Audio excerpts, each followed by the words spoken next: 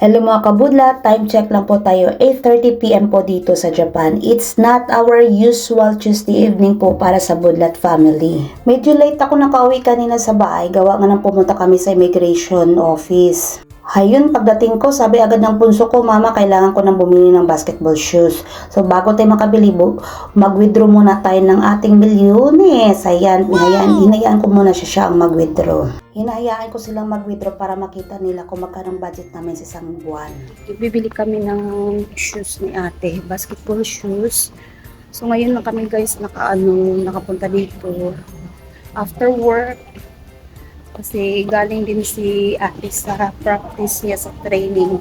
Saka siya sinabihan ng teacher niya na need niya na magpabili ng basketball shoes. So way, alam ko naman na kailangan niya ng basketball shoes, pero hinintay ko talaga ng budget. So hindi ibig sabihin na working mom ka na sa abroad ka, mabibili mo lahat. True lalo mga kabudlat, kahit may work tayo, hindi ibig sabihin maka-afford tayo sa lahat ng bagay at mayaman tayo. Tama, di ba? Nagagalit siya pag nag-vlog sa public. Ganyan naman talaga. Nakakaya kung hindi mo mapili yung dapat para sa anak mo. So, gusto dito pa naman, ng mahal ang lahat. Naku mga kabudlat, dito sa Japan, mababa ang palitan at lahat ng sitaasan. At hindi naman nagtataas o nag-i-increase ang aming sahod. Yun ang mahirap. Sinabihan ko si ate, dapat yung mura lang yung swak sa budget natin. Nagbaba na naman kami kasi wala yung shoes na parang katulad doon ng ka-teammate ni ate, nahanap namin. Sa pagmamadali ko, hindi ko napansin, nakatsinelas pa pala ako. 603? 25. Nakapili na si ate ng sapatos niya. Naalala ko noon, pwede naman mag-basketball na kahit ng katsinelas lang, di ba, sa mga baryo-baryo. Pero dito sa Japan, hindi pwede. Talagang hindi pwede. Order na sa dang mama, day.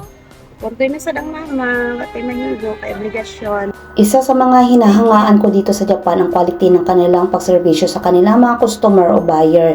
Makikita mo ang kanilang respeto. Samantalang sa Pilipinas, magtatanong ka pa sa mga staff na kabusangot na at kontra gusto magtrabaho. Thank you, ma. May estudyante na po. I cannot complain kasi obligasyon natin as what I have said. So, ganun talagang buhay. Basta mag-aaral lang sila mabuti. Second stop, bookstore. Naku, ito talagang si ate. Kung hindi ko tinanong kung ano pang kailangan niya, hindi niya sasabihin na need niya pala ng mga libro. Konti lang yung mga section para sa mga English book, kaya alam na ni ate kung saan pupunta. Namimili kami ng mga libro ni ate kasi dito din sa Japan, mayroon talaga silang subjects na kailangan nilang magbasa ng mga libro. So, hindi pa siya kaanong makakabasa ng Japanese. So, we need to select some English book na pwede niyang mabasa during sa reading class.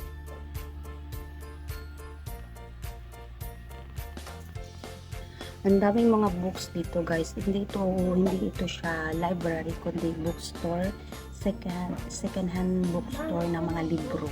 May period talaga kayo na nagbabasa ng books. Lahat kayo. Every week yan. Look at this. Oh no. Did you find your book now? Someone to push had CD.